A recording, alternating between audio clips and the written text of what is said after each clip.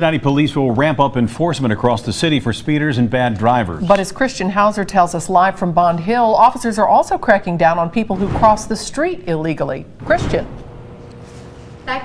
That's right, Cammie and Rob. It was just over a month ago that a woman was hit and killed trying to cross Paddock Road near Tennessee Avenue behind me. She was not in a crosswalk when she was hit. And getting pedestrians to pay attention as they cross the walk and staying between those lines, on top of getting drivers to pay attention, is the key focus of this safety crackdown. Cincinnati Police set up along Hamilton Avenue in Northside. It didn't take long for them to catch a speeder. This month-long blitz is about changing bad behavior across the city.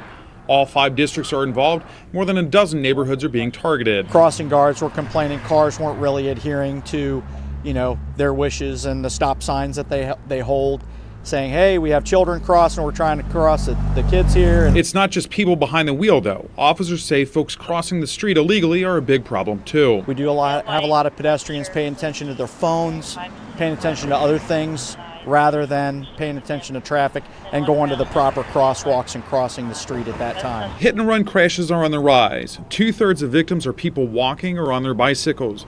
Making it worse are people not using marked crosswalks. You don't want to contend with a 3,500 pound vehicle, and you're going to lose every single time. Doesn't matter whether you're wrong or right. Pleasant Ridge is another neighborhood officers are focusing on. There have been 4 pedestrians struck in a crosswalk, crossing legally within sight of where I'm standing today. And one of those was a 3-year-old being pulled by his babysitter in a wagon. Nicholas Neblett has a great view of Ridge and Montgomery Avenue from the Royal Chamber Salon. It's getting worse with social media.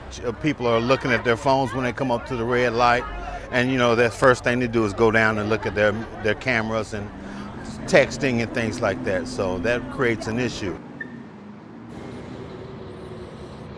And listen to this, about 1 out of every 6 fatal crashes on the highway involves either a bicyclist or a pedestrian, and that number is on the rise. Live in Bond Hill, Christian Hauser, Local 12 News. Cammie, back to you. All right, Christian, thank you. And police chose the spots based on complaints about aggressive driving and speeding from neighbors.